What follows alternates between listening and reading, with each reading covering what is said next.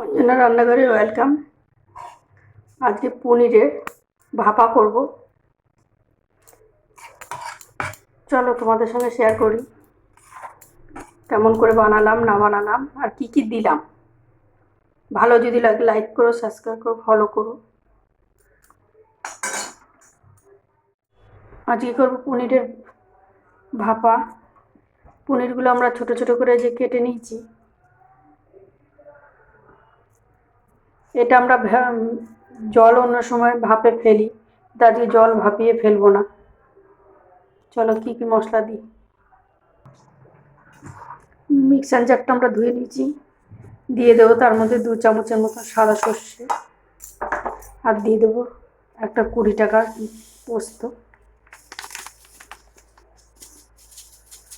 পুরো পোস্তটাই আমরা দেবো। এর মধ্যে ইচ্ছা করলে আপনারা চাল মুগটাও দিতে পারেন, অসুবিধা নেই। আর দিয়ে দেবো 4-5টা কাঁচা লঙ্কা, আর দেবো অল্প করে জল। মিক্সার জারে আমরা করে নিয়ে আসি।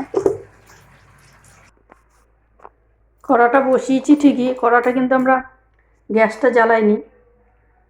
আগে আমরা পোস্ত আর সর্ষে কাঁচা লঙ্কা যে বাটাটা করেছিলাম, ওই বাটাটা প্রথম দেব।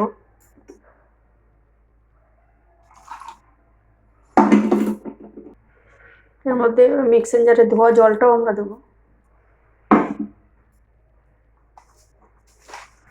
দিয়ে দেবো অল্প করে স্বাদ অনুসার লবণ।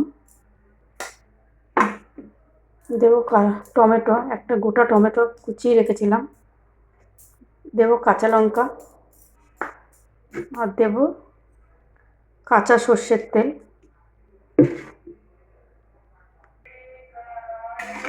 এটা ভালো করে আমরা একটু নাড়িয়ে নেব। নুনটা আছে তলে, একটু ঠান্ডা অবস্থাতেই আমরা করব, এখনো গ্যাস জ্বালাবো না আমরা। এবার দিয়ে দেবো পনিরগুলো, কেটে রাখা পনিরগুলো।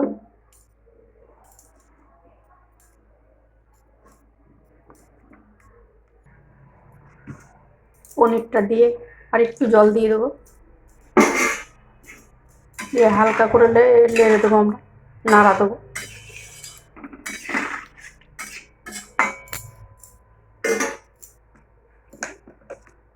এর মধ্যে দিয়ে দেবো 1/2 চামচের মতন হলুদ, কিন্তু আমরা এটাতে শুকনো লঙ্কা ব্যবহার করব না, গুঁড়ো না, কোনো রকম না। হালকা করে নেড়ে দেবো।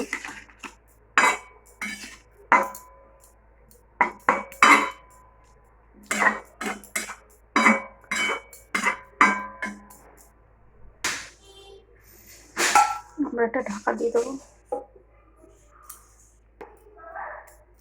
এবার আমরা গ্যাসটা জ্বালিয়ে দেবো।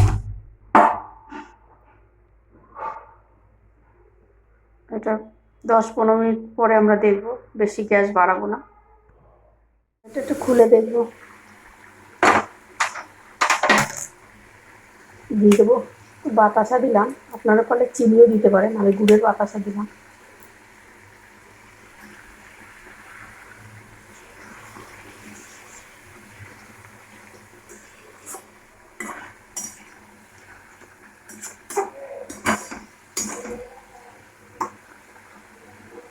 আমাদের এটা হয়ে গেছে।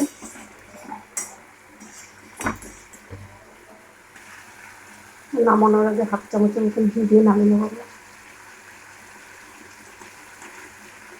গ্যাসটা নিভিয়ে দেবো আমরা।